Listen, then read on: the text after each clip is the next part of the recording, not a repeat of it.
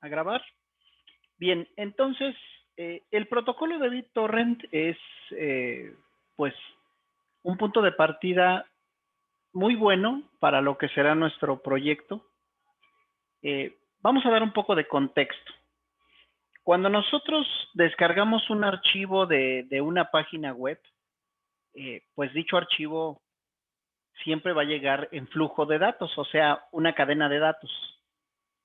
Pero, ¿qué va a ocurrir si varias personas quieren descargar ese mismo archivo al mismo tiempo?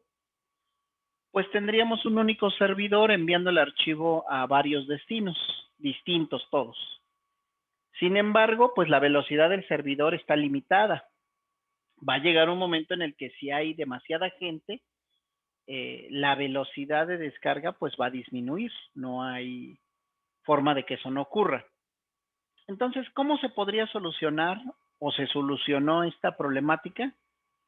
Pues utilizando el protocolo de BitTorrent. Bien, ¿qué hace BitTorrent? Pues es un protocolo que estableció las bases para intercambiar archivos, solo que en la famosa filosofía peer-to-peer, ¿sí? Básicamente, el boom o lo más relevante de BitTorrent es que nos permite ver a un cliente y a un servidor en el paradigma de cliente y servidor que hemos estado viendo, ver al servidor como cliente y ver al cliente como servidor y viceversa. Es decir, que podemos tener un programa que se comporte como un servidor, pero cuando él quiera, cuando las condiciones cambien, también se comportaría como cliente. Y en el caso del cliente, exactamente lo mismo. Tiene la funcionalidad del cliente, pero también tiene la funcionalidad del servidor. Entonces, aquí como lo indico en el segundo punto, en la slide, cada computadora destino en BitTorrent también es vista como una computadora fuente. Y eso me permite a mí que, por ejemplo, una descarga o transmisión de un archivo eh, sea no solamente descargada en su totalidad, sino que la pueda ir compartiendo en fragmentos y que lo pueda ir descargando desde distintos puntos, aun cuando solo haya iniciado la descarga desde un solo punto. Esa es la clave de BitTorrent, ¿no? Y de toda la tecnología peer-to-peer. Entonces, a ver, vamos a ver con un poco de imágenes para que esto se aclare un poco. Del lado izquierdo, ustedes ven una red que es peer-to-peer, donde ustedes ven que los nodos, pues todos están conectados entre sí. Del otro lado, vemos esa misma red, pero tenemos un servidor central. Son arquitecturas de cómo se conecta una red BitTorrent. Ambas son válidas. Ahora, en una red BitTorrent yo necesito manejar, conocer al menos estos 5 conceptos. Uno, un peer, que es un nodo o un punto, ¿sí? Un nodo en la red. Un seeder, que es conocida como la semilla, lo que voy a conocer como un worm, un enjambre, un conjunto de nodos que están en la red. Un tracker, que bueno, pues el nombre lo dice, es un rastreador. Y las famosas leechers. Estos conceptos los vamos a ir revisando a lo largo de estas sesiones que vamos a tener para el proyecto final y para explicar cómo funciona BitTorrent, pero sí necesito que te vayas familiarizando con cada una de ellas. Entonces, nosotros partimos del hecho de que conocemos una red centralizada, ¿no? Tenemos un servidor y tenemos clientes que se conectan a él y que de ahí consumen. Está centralizado. Una red BitTorrent puede funcionar así. Si ustedes ven, el servidor envía información, pero en un momento dado, si este servidor lo desaparezco, la red sigue operando. Por ejemplo, aquí, entre estos 3 puntos, seguiría operando. También entre estos otros 3 puntos. O sea, toda la periferia seguiría operando, aun cuando el servidor eh, lo desapareciéramos o se cayera de la configuración, ya no estuviese activo, seguiría operando, cosa que de este lado no ocurriría. En el momento en que se cayera el servidor, pues todo el servicio y toda la funcionalidad se viene abajo. ¿Sí? ¿Vamos bien hasta aquí, chicos? Entonces, ¿se podría decir que la arquitectura de BitTorrent sería como ir haciendo copias conforme se usa el servicio?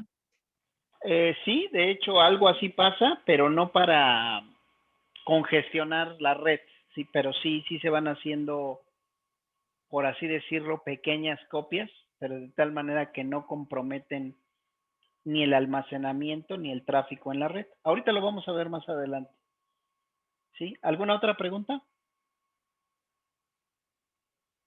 ¿No? Bueno, continuamos.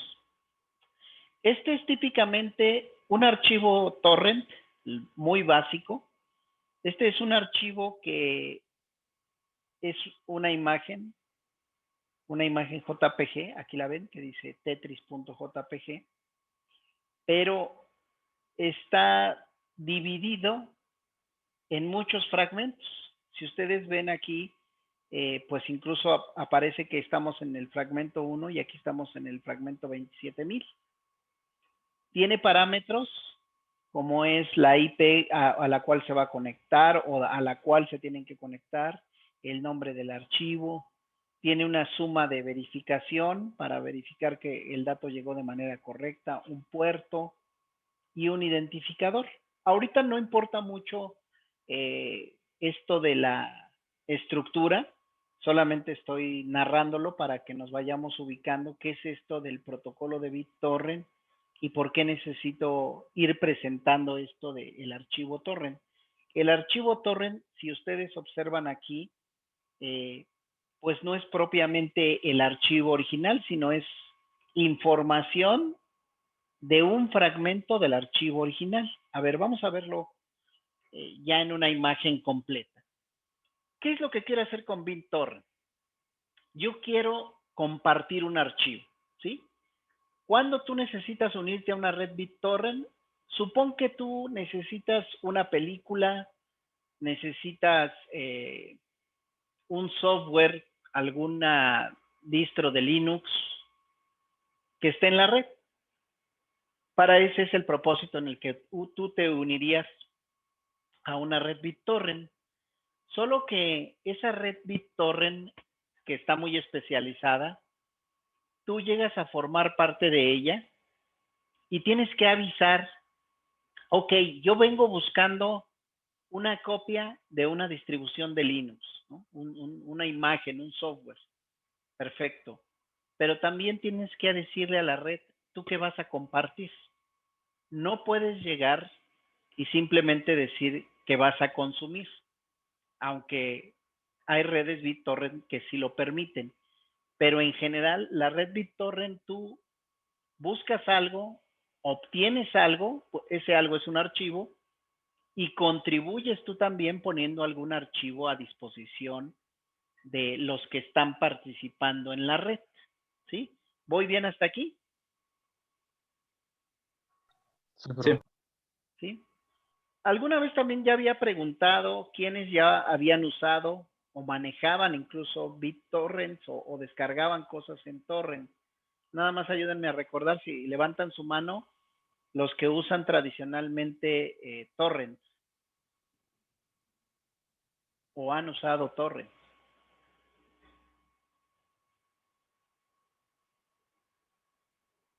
Okay.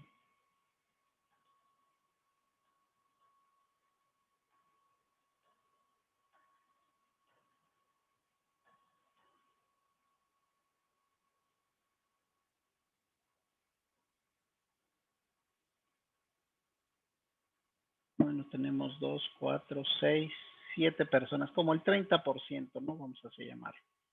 Bien, muchas gracias. Bueno, entonces, hablaba yo de que te conectas a la red para descargar ese archivo, para obtenerlo, pero la ventaja que hay en una red BitTorrent es que tú puedes descargar una parte del archivo detenerte, pausarte, irte de la red, desconectarte y regresar otro día, en otro horario y continuar donde te hayas quedado. Cosa que no ocurriría si tú estuvieses en un servidor centralizado, donde empiezas a descargar tu archivo y en el momento en el que te desconectes o hagas una pausa, pues puede ser que el archivo, lo que has descargado, se pierda y tengas que comenzar desde un inicio, ¿sí? Entonces, tú te conectas a la red BitTorrent y cuando tú dices, vengo a buscar este archivo, este software o este video, y tú no dices qué archivos vas a compartir o dices, no tengo archivos para compartir, en ese momento tú eres visto como un leecher, como una sanguijuela, alguien que, bueno, pues el nombre popular de leecher pues es asociado a que chupa sangre, ¿no? Es alguien que llega y solo consume, no aporta nada a la red, solo llega a consumir. Un seeder sí llega y aporta a la red. Un seeder es alguien que dice, ok, yo tengo todas estas películas o tengo todo este software y lo pongo a disposición de todos los que pertenezcan a la red para que lo puedan descargar. Así de simple, ¿no? Entonces, voy a tratar de explicarlo con este diagrama que están viendo ustedes en pantalla, ¿sí? Yo voy a tener un peer, ¿sí? Que es un nodo, ¿sí? Y que también puede ser un leecher, ya lo dije. El leecher es el que solamente consume. Y Jorge, sí, adelante. Claro, en ese caso, las sanguijuelas podrían ser consideradas como las personas que están descargando el archivo, o sea, todas las personas que están descargando Sí, simultáneamente el archivo. sí, si esas personas que están descargando no están poniendo a disposición algún archivo que no sea el que están descargando. Ajá. Per- Ajá, sí. A ver, espérenme. Sí, claro. Espérenme, ¿quién está hablando ahí? A ver, Jorge, sí, ya, perdón. Es que Sí. o no sé si eras tú mismo, perdón, es que se vició. Sí. Sí, y mira, me preguntabas que si todos los que descargan pueden ser considerados leechers o sanguijuelas. Sí, si nada más descargan y no tienen ningún otro archivo diferente al que están descargando, que lo estén poniendo a disposición de todos los que están en la red, aunque no lo estén consumiendo. Para explicarme, supón que tú estás descargando el archivo Avengers, la película Avengers, y pues estás descargándolo junto con otro gran conjunto de gente. Pero tú a su vez estás colocando El Señor de los Anillos, la película El Señor de los Anillos en la red. Pero nadie la está consumiendo de tu nodo, ¿no? De tu computadora. En ese momento tú no eres considerado una sanguijuela porque aunque en ese punto, en ese tiempo estás solamente consumiendo la película de Avengers, tú estás contribuyendo a la red con la película El Señor de los Anillos, aunque nadie la esté consumiendo. ¿Sí me expliqué, Jorge? Sí, sí, sí, sí.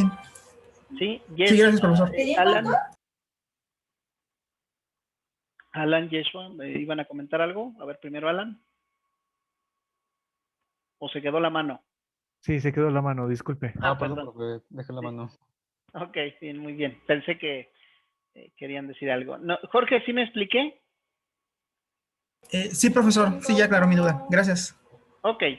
Bueno, entonces este peer, este leecher, tiene que conectarse a una página web, a un servidor web, para obtener el archivo torrent. El archivo torrent, como lo mencioné hace un rato, es este.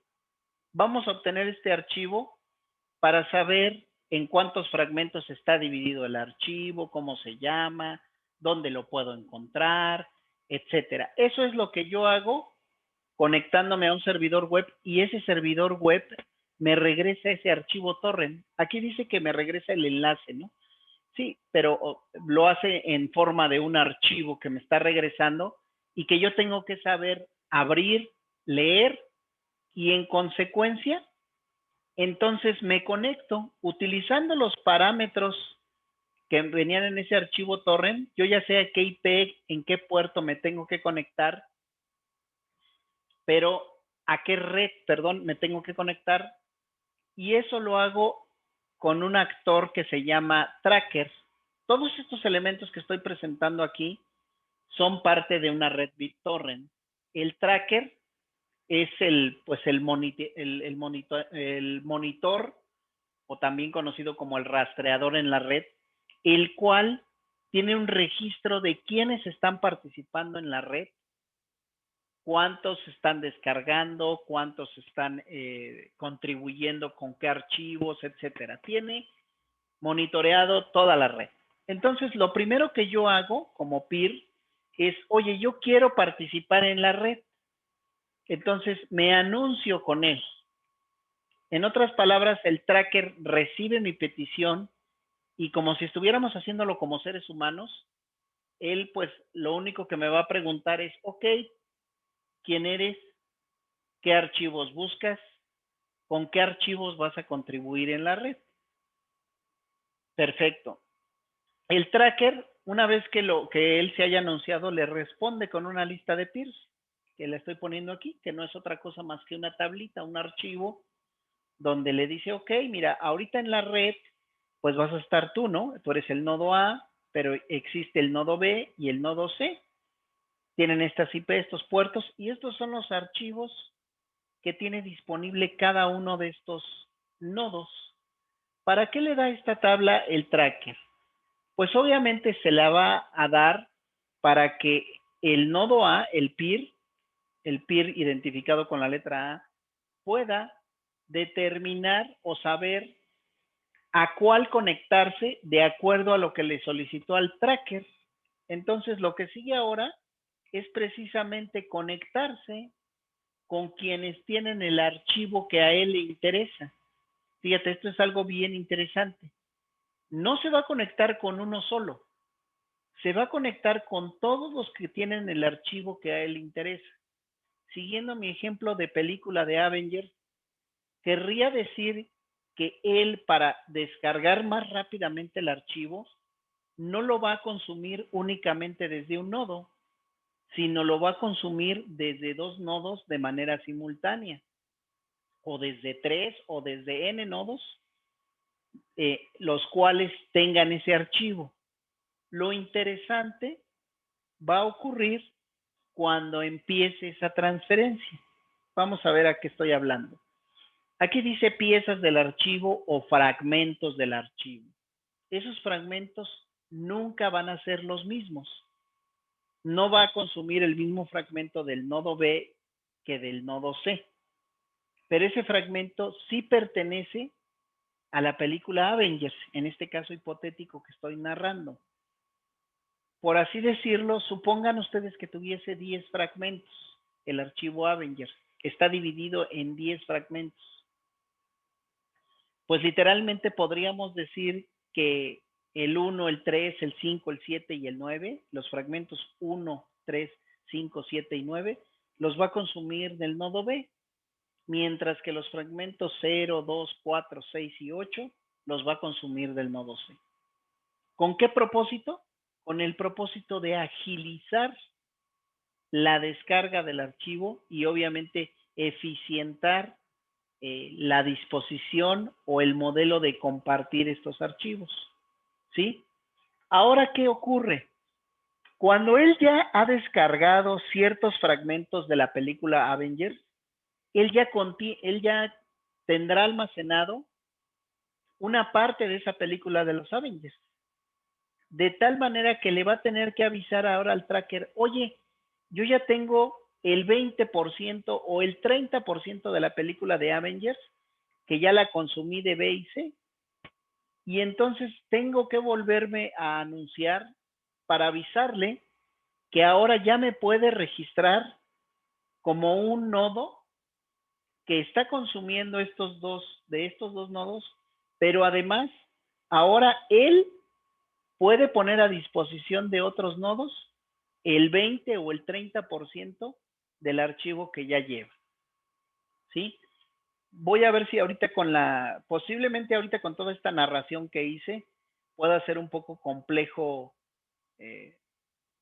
visualizar esto que acabo de describir. La gente que ya ha usado Torrent, pues esto es prácticamente transparente para ellos. Pero ahorita en las otras imágenes, y para explicarlo del proyecto final, espero que en estas imágenes pueda quedar un poco más claro. Bien, vamos a comenzar con que tú eres el cliente, ¿no? Entonces, tú te conectas a un sitio, ¿sí? Que es de Pirate Bay, ¿no? Esta bahía de los piratas o esta isla de los piratas es donde van a estar los archivos torrent. ¿Para qué te conectas ahí? Pues para conocer o saber cuáles redes torrents están disponibles y además saber si el archivo o los archivos que busco están en esas redes torrent. Este paso que acabo de mencionar aquí de anunciarme o de preguntar se hace con el archivo torrent, ¿sí? Aquí puse un pequeño ejemplo de qué ocurre, cómo es que sé a dónde conectarme, cómo es que sé cuántos fragmentos va a tener ese archivo y obviamente la información de ese archivo. Bien, lo que ocurre ahora, si lo observas aquí, yo sigo siendo este cliente, esta área que está aquí es el cliente, mi computadora, ya me conecté a esta bahía de los piratas, este puerto de los piratas, y desde aquí, si tú observas, puse varios otros clientes que están consumiendo, pero que también están aportando a la red, ¿sí? Están ahí procesando información, descargando archivos y subiendo archivos. Lo interesante es lo que voy a mostrar ahorita en este momento, que quiero que observes esto. Cada uno de estos clientes puede estar subiendo o descargando un archivo o subiendo y descargando el mismo archivo, pero en diferentes fragmentos. Vaya, estoy hablando de que supón que este es el archivo que yo quiero descargar. Pues haz de cuenta que yo de este cliente, de este nodo, yo descargo este fragmento y de este otro cliente descargo este otro fragmento y de este otro cliente este otro fragmento y así. De tal manera que yo tengo que lograr reunir todos los fragmentos que me formen este archivo de película o de video o de lo que tú quieras que sea este archivo, pero completarlo.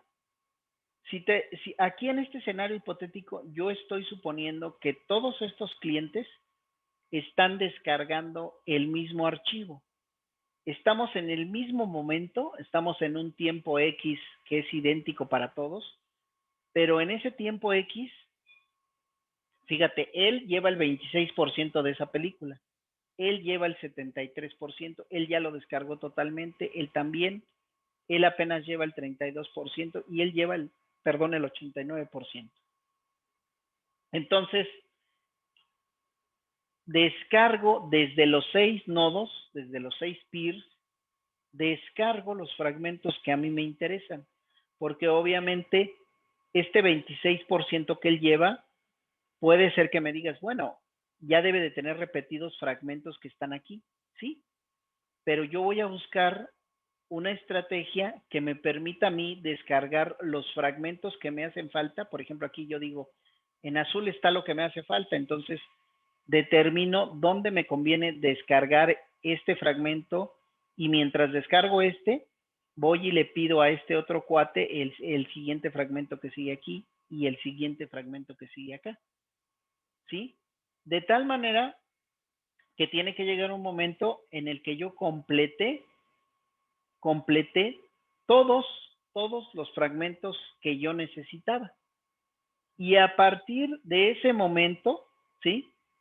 Yo también, bueno, no a partir de ese momento, sino incluso ya cuando terminé, yo en ese momento también puedo empezar a compartir todo lo que ya descargué con otros miembros de la red, de tal manera que supón que mi velocidad de descarga era mucho más amplia, mucho más ancha que la de este nodo que llevaba el 26%. Y supón que yo logro llegar al 100% antes que él. Entonces lo que va a ocurrir es que cuando yo haya acabado, este nodo, este peer, también empieza a consumir desde mi computadora lo que a él le hace falta, con el propósito de ¿qué? De ayudarlo también más rápidamente a llegar al 100%. Yo cuando inicié fui cliente, era un nodo, soy un nodo, pero al inicio solo consumí. Conforme empecé a consumir y almacenar la película, el archivo de película, también me convierto en servidor. Aquí ya puse este caso, ¿no? Ya él es servidor, y aunque sigue participando como cliente, aunque ya haya terminado de descargar, pero puede ocurrir un tiempo determinado, algún segundo determinado, algún minuto determinado, donde está descargando, pero también de él están descargando otros. ¿Sí me expliqué para todos? ¿Preguntas hasta aquí o comentarios? Yo sí entendí. Por el momento bien. ¿Sí? Ok. Sí, todo bien. Muy bien. Ahora piensen que este esquema pues nace por allá de los años, pues del principio del año 2000, si mal no recuerdo. Entonces, pensar que estas metodologías pudiésense aplicar a un modelo como Netflix o como el streaming, que son la base de estos protocolos también, pues es bastante entendible. No podemos asegurar si Netflix utiliza un esquema como esto, pero se escucha como muy lógico, que tú dices, bueno, pensando, ¿no? Hipotéticamente que esto fuera Netflix, ¿cómo yo me conecto para descargar una película? Bueno, estarla viendo en streaming, pero a su vez puede ser que yo también pueda ayudar a otros en la red con lo que ya he descargado. ¿Sí? Suponga que ya llevan 20 minutos de película vista y alguien comienza a ver también esa película. Los servidores de Netflix sin problema podrían pedirle a su equipo, si tiene la capacidad, de decirle, bueno, oye, de esos 20 minutos que ya descargaste, ¿qué te parece si tú le transmites a otra persona 5 minutos, o 3 minutos, o 1 minuto, sí, o 30 segundos? No lo sé. Pero es una estrategia de contribución donde todos apoyan, todos aportan, consumen y aportan, y que permite aligerar la carga de trabajo de los servicios originales, ¿no? De los servicios de Netflix. Aprovechas el poder de cómputo y de red de cada uno de los clientes, aunque sea mínimo, pero que les permite aprovechar los recursos y garantizar el flujo continuo de la información en el caso de los errores, en el caso de las pérdidas, etcétera. ¿Sí? Entonces, si continúo bajo este tenor en esta presentación, yo voy a tener también otros conceptos que debo de manejar, que son estas piezas o fragmentos, bloques. También puedo manejar políticas para decir, oye, yo estoy interesado en tal archivo, pero también quiero bloquear a alguien porque está consumiendo y no está contribuyendo con nada. Tengo detalle de los peers locales y los peers remotos, es decir, tengo peers que están viviendo en la red y que están en la misma zona geográfica, pero tengo otros peers que están incluso en otro continente, no solo en otro país, sino en otro continente. Tengo que saber cuáles son los conjuntos de peers activos. Necesito algoritmos que me ayuden a determinar cuáles van a ser los fragmentos más difíciles de transferir o de conseguir. Eso sí lo puedo saber estadísticamente. Si existe algún fragmento dentro de la película, dentro del archivo, que es difícil de compartir, y lo sé porque dentro de la estadística puedo revisar cuál es el fragmento que comúnmente a todos les falta. Ahora sí que como cuando alguien colecciona estampitas o algo similar y dice me hace falta la difícil, o colecciona monedas y me hace falta tal. Aquí pasa exactamente lo mismo, ¿no? Y obviamente pues ese conjunto requiere estrategias, algoritmos para poderlos descargar de manera óptima. Conceptos que se utilizan o que debo de comenzar a revisar en esto de BitTorrent es las tablas hash, ¿sí? Que estas también son muy utilizadas en Java y obviamente en matemáticas. Algoritmos, estos son los dos nombres de los algoritmos que típicamente utiliza BitTorrent. Después los vamos a revisar, nada más para conocerlos, no vamos a hacer una implementación con ellos, pero son las estrategias para lograr esto, ¿no? ¿Hasta aquí hay alguna pregunta, chicos, de esto de BitTorrent? Yo tengo una duda. Sí. Por ejemplo, ahora que menciona la época de los 2000, me acuerdo que estaba muy de moda usar Ares, ¿no? Por lo que Sí. entiendo es el mismo concepto del BitTorrent. Sí, Ares era peer-to-peer, Napster, Emule, KEmule, ¿cuál otro había? No recuerdo, bueno, ya dijiste Ares. Sí, todos esos son peer-to-peer, esos sí eran sistemas peer-to-peer y usaban esta misma, pues este modelo de trabajo. Ahora, mi duda recae porque Ares era muy famoso por descargarte incluso virus. ¿Cómo proteges el protocolo Torrent de los virus? Bueno, solamente lo puedes hacer tú incluyendo una capa de software adicional que fuera una capa de seguridad. En el diseño original, todo se confía que actúas de buena fe. Pero sí, como bien dices, pues alguien puede cambiar uno de estos fragmentos naranjas por otra cosa que no es el archivo original y que pese lo mismo, ¿no? Porque se hace un checksum, como vimos en las slides anteriores que les mostré que hay un checksum aquí en el torrent, a ver, déjenme ver dónde quedó, aquí se hace ese checksum y aunque pueda ser complicado o suene difícil decir que encuentres un fragmento que pese exactamente lo mismo dentro de la secuencia de flujo de bytes, podría hacerse, ¿no? Sí podrían insertarte, como mencionas, un virus o cualquier otra cosa parecida, ¿no? Troyanos, etcétera. La única forma es que aquí en el formato yo agregase un atributo más para codificar, para cifrar, porque codificado ya va, para cifrar la información y de esa manera proteger el envío de la información con el costo que eso va a representar a nivel de procesamiento, ¿no? Como voy cifrando la información, pues el costo que voy a tener para descifrarla va a ser en tiempo y obviamente en tiempo de vida del procesador en el dispositivo que yo esté utilizando, ¿no?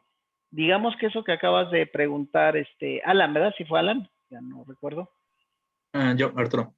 Arturo, perdón. Arturo, digamos que fue una de las cosas que necesitó evolucionar BitTorrent, pues para poder garantizar que no se transmitieran virus, pero pues con el precio de hacer un poco más lenta la transferencia, ¿no? De archivos dependiendo de la complejidad del cifrado que estés tú implementando, ¿sí? No sé si respondí la pregunta. Sí. ¿Sí? Sí, profesor, Bueno, gracias. sí. Ahora, si yo me paso ya bajo este esquema que estoy platicando de BitTorrent, el proyecto final va a ser algo muy similar, o sea, la propuesta que yo hago, recuerda que yo mencioné que el proyecto final, tú me puedes hacer una propuesta de lo que quieres hacer, pero yo voy a dar una propuesta inicial. Esa propuesta inicial es esta que acabo de presentar aquí. Vamos a hacer una emulación o simulación del protocolo de BitTorrent. con la idea precisamente de transmitir, transferir archivos de video o archivos de imagen o incluso pues archivos TXT, aunque los archivos TXT y de imagen únicamente serían, en mi opinión, para comenzar a entender cómo transferir archivos pequeñitos. El reto realmente grande pues es transferir al menos archivos que pesen 50 megas, 100 megas, pues dentro de la red y observar que los recibo. Una cuestión que interesa es la parte distribuida, que es no solamente, pues mira, aquí está este archivo que no sé, pesa 100 megas, ¿no? O pesa 1 giga. Divídelo, si pesa 1 giga, no sé, a lo mejor lo divides en 10 partes, en 10 fragmentos, pero lo pones en diferentes nodos. De tal manera que cuando un nodo llega, lo pide y empieza a descargarlo, podamos ver la diferencia que existe entre descargarlo únicamente desde un nodo a que cuando hay 5 o 6 nodos que tienen ese archivo que yo estoy pidiendo y que haga yo la descarga simultánea sin que yo lo tenga que pedir explícitamente. ¿A qué me refiero? Yo pido el archivo Avengers, ok. El sistema como tal, la red, él va a determinar con la información que me dé y obviamente en acuerdo conmigo, si va a decirme, ok, pues hay 2 nodos que lo tienen, pero mientras yo voy descargando de esos 2 nodos, se unen otros 2 nodos al siguiente minuto, pues que también yo pueda descargar desde esos 2 nuevos nodos el archivo de tal manera que tenga 4 nodos. Y si en un minuto 2 llegan otros 2 nodos, pues también desde esos 2 nodos. De tal manera que el archivo puedo empezar a descargarlo desde 2 nodos y al final terminar descargándolo muy rápido porque llegaron en un total de 10 nodos. ¿Sí? Ese va a ser el proyecto final. Hacer esa emulación, que tú te conectes vía consola, revises quiénes están en la red, obtengas una lista de archivos, tú pidas un archivo en específico y se empiece a descargar de manera simultánea y que incluso mientras lo vas descargando, yo te pueda pedir que lo reproduzcas con algún otro software, ¿no? Vamos a suponer que llevas la mitad del archivo descargado. En alguna carpeta lo vas a ir almacenando, lo vas a ir armando y yo te diga, a ver, bueno, dale, pausale, dale doble clic al archivo y vamos a verlo cómo se ve en el software VLC o en el software Real Player o en el software QuickTime o en el que sea. ¿Sí? De manera muy general, ahorita acabo de platicar qué espero ver en mi propuesta de proyecto final. Obviamente, yo tengo que dar mucho más detalles. Voy a mostrarte un código en ejecución que lo hace para que tú veas, esto es lo que él espera ver, esto es lo que, así se debe de visualizar mi proyecto final y obviamente también voy a ir dando explicación del código en cuanto al diseño que yo voy a presentar. No olvides que tú vas a poder codificar y diseñar tu proyecto final en el lenguaje que tú quieras, en la arquitectura que tú quieras, incluso hasta si tú gustas, como en el ejemplo que yo voy a dar, con sockets, pero agregando la capa distribuida. ¿Cómo es eso? La capa distribuida es esa que toma la decisión para decidir a dónde conectarme, a dónde empezar a transferir, desde qué nodo, sin que yo como cliente, como usuario, como ser humano, yo tenga que irle dando clic o conectarme y decir, quiero que te conectes al nodo A, al nodo B, al nodo C. No, yo solamente mi petición es, quiero este archivo. Y el sistema distribuido internamente toma sus decisiones desde dónde y hacia dónde va a comenzar la descarga pero si alguna circunstancia o condición cambia, el mismo sistema distribuido toma la decisión, por ejemplo, en un momento dado de decir, ya no te voy a dejar que consumas desde 3 archivos, nada más desde 1 o desde 2, por ciertas condiciones, por ciertas reglas que tú establezcas. ¿Sí? Ya puse en el Classroom los documentos que narran de manera general el proyecto, bla, bla, para que lo vayas digiriendo y leyendo poco a poco. Y pienses si a lo mejor tú digas, ¿sabe qué? Mejor yo prefiero proponerle este proyecto. Y me haces la propuesta, me platicas de qué se trata, o me envías un pequeño documento resumen, yo lo reviso y verifico si cumple con las condiciones de tener algo distribuido y adelante lo puedes desarrollar con tu idea, ¿no? Que no sea esta idea del protocolo de BitTorrent, ¿sí? ¿Hasta aquí hay algún comentario, pregunta?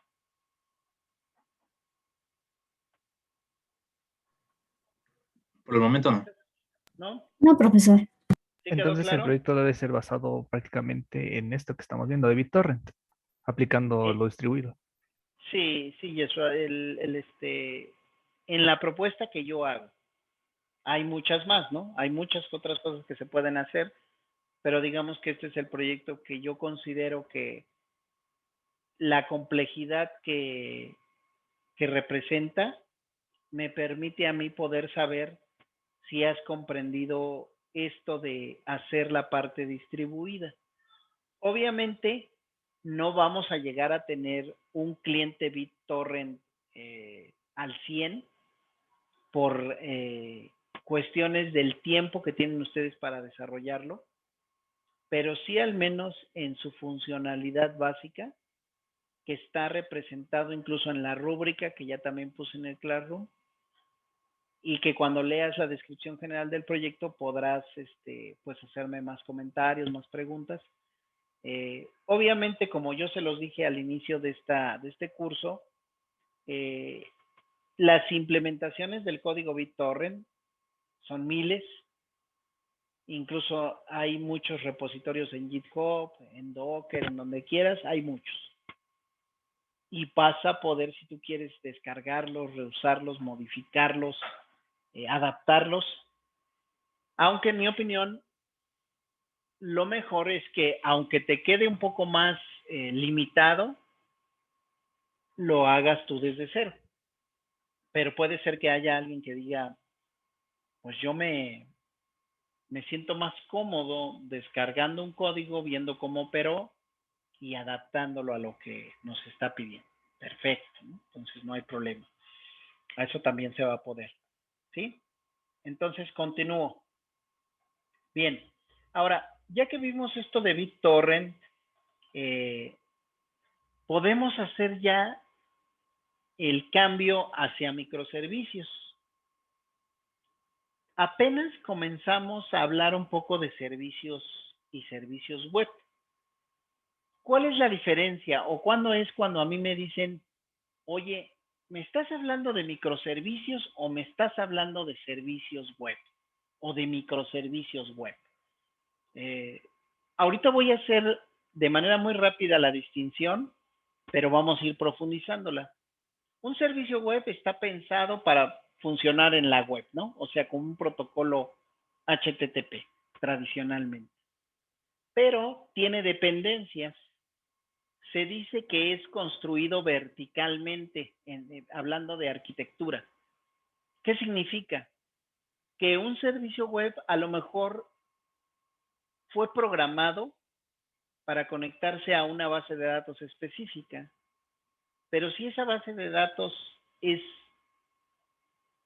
modificada o es trasladada a otro punto, puede ser que ese servicio web requiera ser recodificado o que el programador lo adapte. Eso hace que el servicio web pues no sea como muy flexible. Cuando es un microservicio, se dice que la construcción es horizontal. ¿Qué significa? que yo podría mover la base de datos, trasladarla a otro punto, cambiar incluso si quisiese hasta en un momento dado el manejador, y el microservicio como tal no se vería afectado porque es independiente. Así como haciendo la analogía con Docker, digamos que contiene en sí mismo el microservicio lo necesario para funcionar y además no depende del protocolo HTTP. ¿Puede trabajar con el protocolo HTTP? Sí, pero además puede trabajar con otros protocolos, está preparado para poder hacerlo sin que eso represente para el programador tener que volver a editar el código y adaptarlo. Es decir, tú haces un microservicio y puedes esperar que te conectes o que mejor dicho te pida algo de ese microservicio, alguna funcionalidad, un sensor, un televisor, cualquier dispositivo que no necesariamente hable HTTP. En el servicio web, tú sí esperas siempre que te hable alguien con el protocolo HTTP y además que tengas siempre la arquitectura dependiente, ¿no? Entonces, bueno, voy a ir a empezar a hablar y aterrizarlo un poquito con Netflix para también casarlo un poco con estas arquitecturas de peer-to-peer, ¿no? Dice aquí que no se puede hablar de microservicios sin mencionar Netflix, ¿no? Este fue uno de los CEOs de SmartBeat Software, porque ellos hablan de que esto de los microservicios, así como en Amazon, comenzó en 2008, pero pues en ese momento no estaba de moda eso de hablar de un microservicio. Veamos, miren, Netflix comenzó el servicio de transmisión de películas en 2007. Ya en 2008, pues tenía muchos problemas, ¿no? Cortes de servicios, desafíos a nivel de escalamiento, porque conforme empezó a tener un poco más de usuarios, tenía problemas en la entrega, ¿no? Ya saben ustedes, había variaciones en la entrega del servicio, había el famoso lag, y bueno, incluso hasta narran ellos, aquí algo que puse en el slide, que pues durante 3 días no pudieron enviar el contenido a los miembros, ¿no? Entonces, ¿qué nos dice Netflix o qué platica Netflix? Bueno, lo que platicó fue que dicen ellos que en agosto del 2008 se dieron cuenta que tenían muchos problemas con las bases de datos y dicen, bueno, el problema que tengo es porque está diseñado verticalmente el software, es decir, tengo un programita Java o Python o de C que se conecta, como les decía hace un momento, a una base de datos. Pero si yo muevo la base de datos, pues se viene un problemón. O si la máquina que contiene la base de datos está alojada en un sitio que tiene una red con velocidad muy baja, pues todo mi servicio se puede hacer súper lento, ¿sí? Entonces ellos hablaron de cambiar esas bases de datos relacionales a sistemas distribuidos ya en la nube, que se puedan escalar horizontalmente. Esto de escalar horizontalmente, este concepto, se refiere a lo que les había dicho al inicio de esta unidad de aprendizaje, que es sumar equipo. Oye, tengo una máquina que tiene 1 gigahertz de procesador. Pues ponle ahora al lado otra máquina con otro gigahertz y ahora entonces yo lo veo como un sistema de 2 gigahertz. Ese es el famoso escalamiento horizontal. Netflix, pues como ya saben, Amazon es el servicio que le aloja, con el cual tienen ellos montado el negocio, es su proveedor de nube. Ahí les puse la URL si ustedes quieren leer el detalle de la historia completa. Lo sugiero, la verdad me parece una lectura pues que puede dejarles mucho bien a ustedes, sobre todo pues el área de telemática, ¿no? Entonces, bueno, dicen ellos que empezaron a pues refactorizar cada servicio que tenían, lo transformaron en microservicio. O sea, como les dije hace un rato, el microservicio, por así decirlo, contiene su propia base de datos, contiene su propio código, contiene su propia forma de conectarse con los protocolos de red, de tal manera que el microservicio es independiente y lo mismo está diseñado para hablarle a una computadora que a un smartwatch o a una TV, cosa que un servicio web no podría hacer. Tendríamos que construir el código para cada dispositivo para que eso fuese posible, ¿sí? Entonces, ellos dicen, pues el primer paso fue migrar el codificador de películas, ¿no? Que ya no fuese orientado al cliente, que ya no pasase como esos servicios anteriores que había de estas plataformas como DirecTV o de Sky, donde tú tenías que tener tu consola en casa, tu decodificador, para que pudieras, pues, válgase la expresión, decodificar la señal. ¿Sí? Aquí ya estamos hablando de software, ¿no? Estamos hablando, como dice aquí, que se ejecute en la nube de Amazon y me lo entregue. De tal manera que ellos mencionan que se tardan 2 años convirtiendo cada sistema y que finalizaron todo el proceso en 2012, ¿no? Comienzan en 2009 y ya en 2012 dijeron, por fin, terminamos, ya hicimos que todo Netflix funcione en microservicios. Aquí ellos comparten esta lámina hasta el 2011, donde ustedes pueden ver muchos conceptos que son propios de Amazon, que son propios de la nube, que les invitaría a revisarlos. Si ven, miren, aquí está Hadoop, aquí está Cassandra, MySQL, y cómo va evolucionando el manejo, sus arquitecturas, para ir, por así decirlo, modularizando su software, pero haciéndolo cada vez más independiente. Aquí con esta arquitectura, ellos tenían todos los problemas del mundo. Cuando comenzaron a literalmente a dejar de tener esos problemas y que nos lograron entregar este servicio de streaming bastante estable, pues como ya dice ahí la nota, a partir del 2012, ¿no? Fíjense, en el 2015, ¿no? Ellos hablan de que la puerta de enlace, o sea, el que hace la comunicación con la API de Netflix, dice que maneja 2,000 millones de solicitudes diarios, ¿no? Y que los administran 500 microservicios. Eso fue hace 6 años, ahorita no sé cómo esté ese dato. Ya en 2017 hablan de 700 microservicios.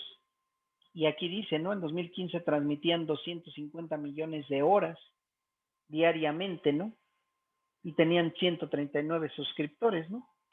No sé ahorita cómo, insisto, cómo esté ese dato, pero me parece que esta tendencia que ya existía desde el 2007, aquí miren, si ven ustedes, dicen, bueno, pues aquí no había, prácticamente de 2007 a 2009 el negocio de Netflix era nulo, ¿no? O al menos nadie podría pensar lo que vendría a ocurrir después.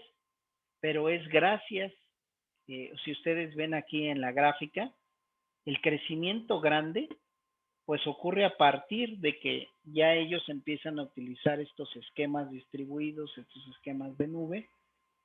Y bueno, pues esto digamos es muy conceptual, pero mi propósito de platicarlo es que ustedes vean que lo que estamos viendo en la materia de ningún modo es un desperdicio.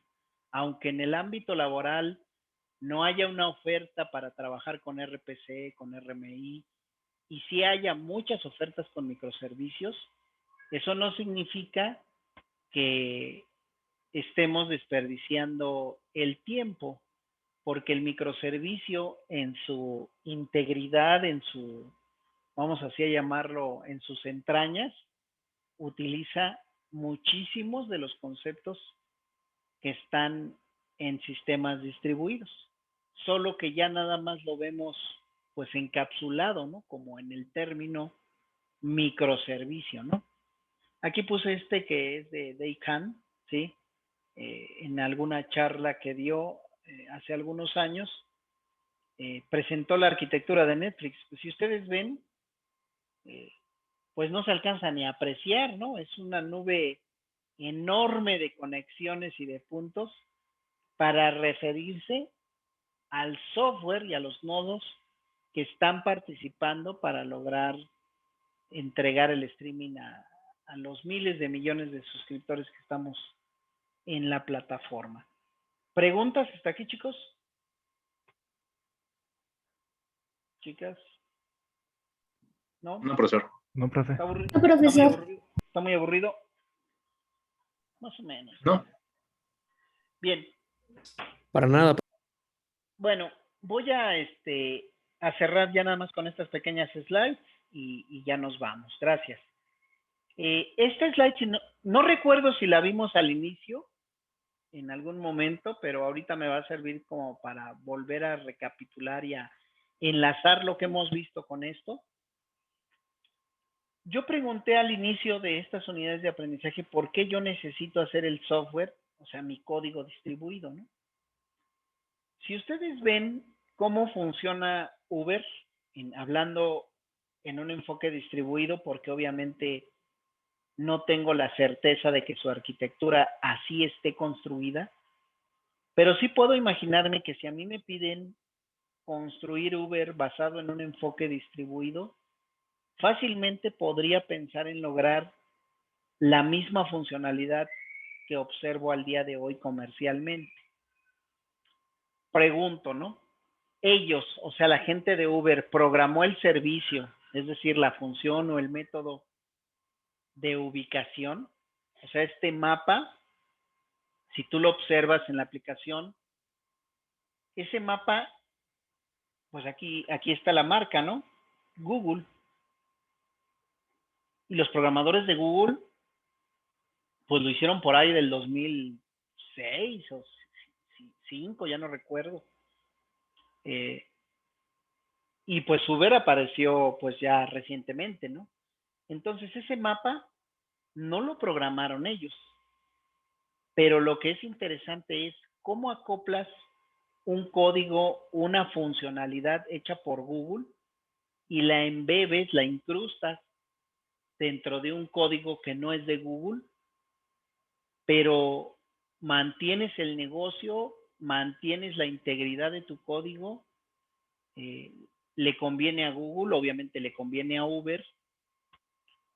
¿Y por qué se hace eso? Porque no vas a invertir tiempo tú como Uber a contratar gente que sepa de mapas, de software de mapas, e intentes superar o igualar a lo que ha hecho Google Maps.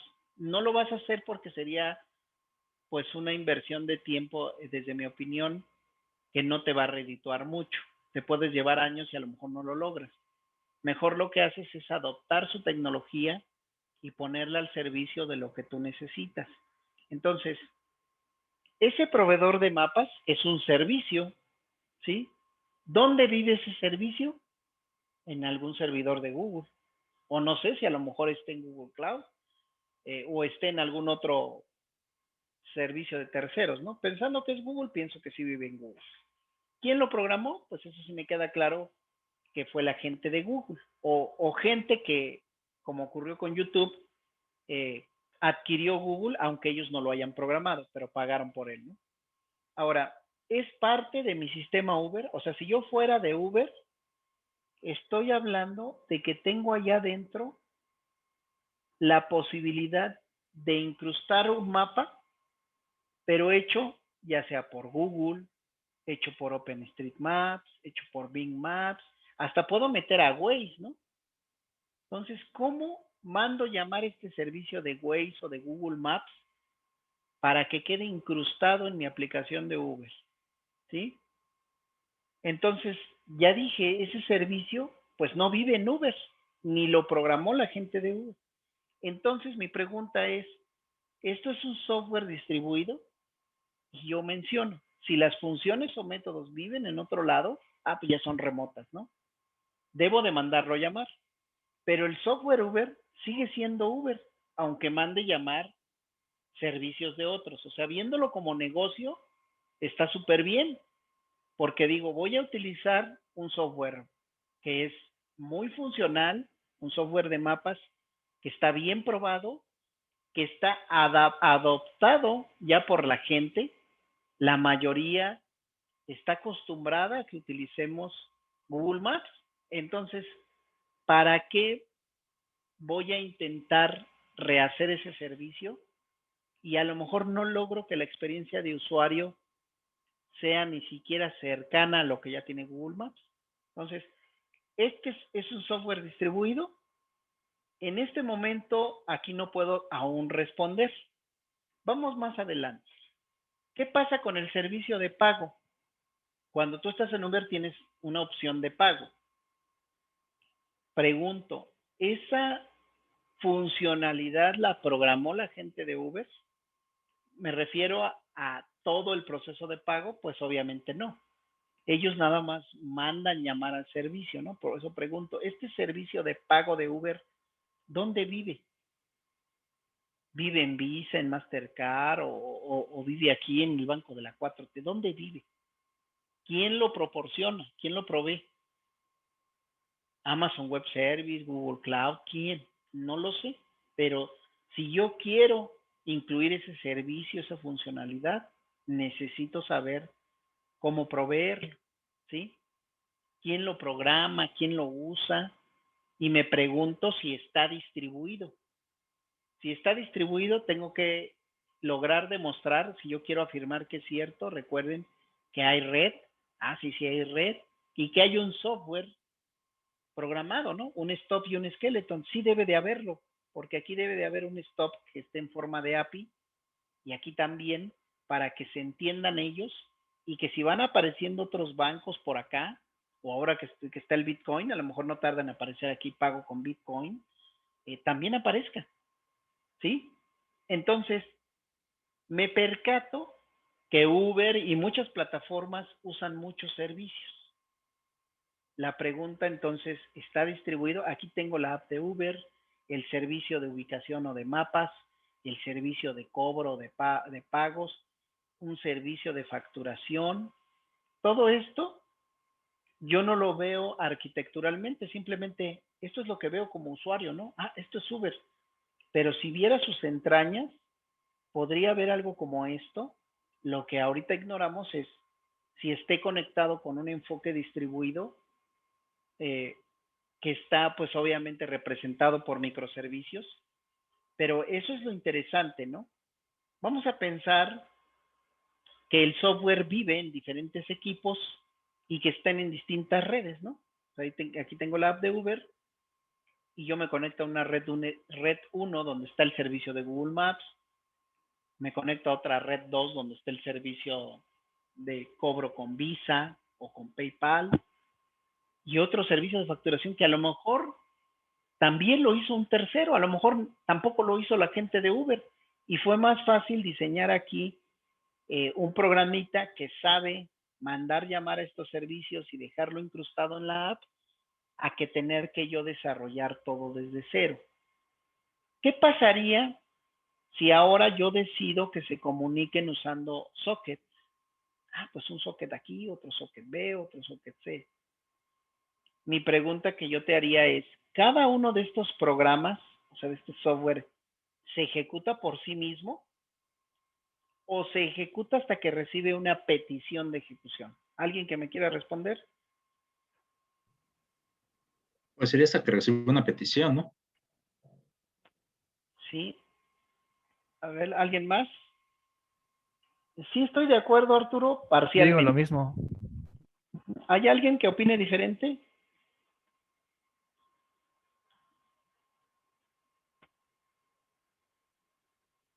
Voy a plantearlo de otra manera. Sí estoy de acuerdo en lo que acaban de mencionar, pero quiero que piensen en otro escenario y que va en ese sentido mi pregunta. Supongamos que se cae Uber. Pregunta, ¿el servicio de Google Maps se caería? No. No. No, ni el de cobro ni el de facturación, ¿verdad? Ninguno de esos. Entonces, digamos que están en ejecución aun cuando nadie los esté mandando llamar, diríamos que sí, que Google Maps, que Waze, que los servicios de cobro de bancarios están operando aun cuando ningún cliente les esté haciendo alguna petición. Eso habla de la independencia. Eso habla de que es un microservicio. Por sí mismo puede estarse ejecutando, es decir, no depende de que Uber esté funcionando o de que algún otro software le esté pidiendo o enviando algo, ¿no? Él por sí mismo es un componente, el componente del mapa, puede estar funcionando sin que dependa de otros servicios o del servidor inicial. Es más, puedo pensar que Google Maps va encapsulado dentro de un componente de tal manera que se puede caer el servicio de Google Maps y a lo mejor dentro de Uber, mientras yo no le pida una nueva dirección o no le pida encontrar alguna ubicación que sí requiere el servicio de Google, podría estarme mostrando, desplegando el mapa y hasta la ruta con lo que tenía previamente cargado y en ejecución. ¿Sí? Entonces, esto que les acabo de plantear es precisamente la ventaja de decir que estoy haciendo cosas no solamente distribuidas, sino utilizando una tecnología de microservicios. El servicio por sí mismo puede operar sin esperar a que alguien le mande llamar. En distribuidos, eso no era posible, al menos en el esquema inicial. Distribuidos nada más se encargó de explicar al mundo cómo puedo mandar llamar un código que no vive en mi máquina, haciéndolo ver como que sí vive en mi máquina. Esa es la visión, hasta ahí se acabó la visión de distribuidos. La visión de la nube y de los microservicios comienza con esto que te acabo de decir. Se cae Uber, pero eso no va a representar o no va a significar que se caiga Google Maps. Es más, lo planteo al revés. ¿Se cae Google Maps implica que Uber se caiga? No. Aunque obviamente me vas a poder refutar y decirme, pues no se va a caer Uber, pero los servicios de mapa no van a estar disponibles en la aplicación. Sí, eso va a ser verdad. ¿Sí? Sin embargo, aquí también viene otra parte que es el famoso escalamiento horizontal. Puedo tener copias del código de Google Maps en diferentes servidores. Entonces, puedo tener servidores especializados o enfocados únicamente a Uber para que si se llega a caer mi servicio, al menos en el de Uber, no le va a representar un fallo. O sea, no depende Uber de los servicios generales de Google Maps, sino va a tener como una copia dedicada, personalizada para Uber. No sé si me explico con esto último que acabo de mencionar. Chicos, chicas. Sí, profe. Por ejemplo, se me ¿Sí? ocurre el ejemplo, ¿no? De que tienen un servicio para todo el continente africano, pero se llega a caer ese servicio. Entonces yo creo que por cuestiones de negocios solo dejan como que las ciudades con más afluencia, con ese tipo de respaldo de servicio y ya se siguen ah, funcionando, ¿no? Sí, de hecho así es, ¿no? Como bien acabas de decir, por el negocio, obviamente lo mejor y donde exista la menor posibilidad de caída va a estar dirigido a los negocios grandes, ¿no? A los clientes grandes, ¿sí? Eso es innegable. Gracias por el comentario. Entonces, bueno, continúo. Aquí mencionaba también, hablando de lo de distribuidos, si hablan el mismo idioma. Tampoco sé si Google Maps está residiendo en una máquina que tenga sistema operativo Windows o Unix o Linux. No lo sé. Obviamente, tal vez profundizando un poco y hablando con la gente de Google Maps o de Microsoft o bla, bla, bla, pues nos podamos medio enterar, pero obviamente tener todo el mapa completo, pues eso sí sería muy difícil, ¿no? Entonces, estos stops y skeletons que ya hemos visto en distribuidos, actualmente, ¿cómo los conozco? Veámoslo en código, ¿no? Aquí yo hablo, estos stops y skeletons, hoy los conozco como APIs. Aquí dice API y API, ¿no? Aquí voy a tener la API del cliente y aquí la API del servidor. ¿Qué pasa? Dice aquí si lo hago distribuido, ¿no? Ya viéndolo en un ejemplo en código, yo puedo tener aquí un pequeño código donde yo digo usuario viaja, ¿no? Aquí le pongo UPITA aeropuerto, ¿no? Y aquí le pongo facturar, ¿sí? Esta función usuario viaja, ¿sí? Le puedo mandar llamar aquí al proceso del mapa y aquí al proceso de facturación, ¿no? ¿Dónde viven estas funciones? ¿No? Como ya mencioné hace un rato, mi código, ¿cómo sabría dónde buscar el software que hace lo que yo requiero? Esta es mi aplicación y aquí dice usuario viaja. Le mando que va de UPITA al aeropuerto. ¿Cómo vas a ver mi código? ¿A dónde se tiene que conectar? ¿En qué puerto? ¿Con qué protocolo? ¿Y cómo va a ir enviando los datos? No hay de otra, no hay de otra, ¿sí? Si dices aquí está la función usuario viaja, aquí está la función facturar, no hay de otra más que teniendo estas piezas de código que saben con quién se tienen que conectar, con qué protocolo, con qué formatos, y que como ya mencioné, eso es lo que se hace en distribuido, programar estos pedazos, no tanto estos, sino estos pedazos que están aquí, y que hoy en microservicios y en servicios web se les conoce como APIs, que no es otra cosa más que decir, oye, tú aquí Uber, necesitas la función que se llama cobrar. Y la función cobrar te va a pedir el monto, la tarjeta de crédito, bueno, datos de la tarjeta de crédito, bla, bla, bla. Eso viene descrito en una interfaz pública. Esta interfaz es la API, es una interfaz pública que te la debe de dar, por ejemplo, Google Maps, y te dice, ok, lo que tienes que hacer tú del lado del cliente es mandar llamar esta función con estos parámetros y la vas a poner dentro de tu código y yo, ese código pues, se va a conectar conmigo, con mi skeleton, con mi API y aquí yo haré lo necesario para que se ejecute eso que tú me pediste y te lo regrese, ¿no? Esa es todo el corazón, la naturaleza de sistemas distribuidos y hasta llegar a lo que hoy hacemos con microservicios. Entonces, chicos, chicas, ¿qué nos falta ver? Nos falta ver gRPC, que ese, como ya les dije, pues es el que utilizan también Netflix. Ese veremos un ejercicio también de gRPC que utiliza Python. Y yo voy a ir en las siguientes sesiones a seguir explicando con un código de Java cómo hacer este ejemplo del proyecto de enviarme una película utilizando el protocolo BitTorrent para hacer la emulación del dichoso streaming. Todo se va a hacer a nivel de consola. Si nos da tiempo, le hacemos una interfaz gráfica para que ustedes lo puedan ver pues un poco más coqueto.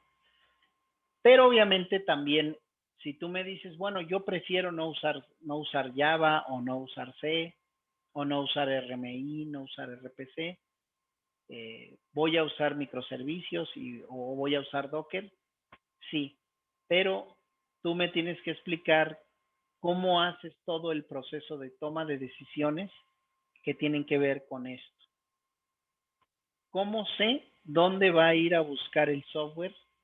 O en un momento dado, si tú me dices, bueno, es que el microservicio que yo uso, eso es transparente, o sea, queda oculto para mí, bueno, pues entonces tendrás que hacer una pequeña prueba donde me demuestres que cambias la conexión al servicio, al microservicio que tienes a otro nodo, donde también tienes ese mismo microservicio, nada más para comprobar que sí efectivamente tu microservicio y cómo lo implementaste tiene esa capacidad, esa flexibilidad de permitirme moverme de un nodo a otro, ¿sí? Eso ya lo podemos nosotros platicar si tú decides trabajar mejor con microservicios o con Docker o con alguna otra tecnología que también puede ser gRPC, ¿sí? Si esa es tu decisión, de aquí a un mes más sería cuando máximo me podrías decir que lo vas a hacer con otra tecnología. Y si no, pues bueno, ya queda ahí el proyecto que ya he planteado, que ya iremos revisando y detallando. Puedes leer el documento. Y bueno, recuerden que esto es en equipo de 2 o de 3 personas. Entonces también para que ustedes se organicen y vayan viendo lo que estamos pidiendo ahí, ¿no? Cualquier duda, pregunta, pues a partir de este momento, pues podrán irla expresando, pero obviamente faltan otras sesiones donde yo explique más en detalle lo que debe de ir haciendo el proyecto, ¿sí? Entonces, preguntas, dudas, quejas, sugerencias, comentarios. De mi parte, no. ¿No? ¿Nadie más? Creo que todo bien. Como profesor, todo bien. Bueno, muy bien, chicos, pues les agradezco. Que tengan buen fin de semana. Ahí revisan lo del proyecto y nos vemos el próximo lunes. Muchas gracias. Gracias, profesor. Hasta luego. Gracias. Hasta luego, profe. profesor. Hasta Excelente luego. tarde. Buen fin de semana a todos. Gracias, hasta luego. Hasta luego.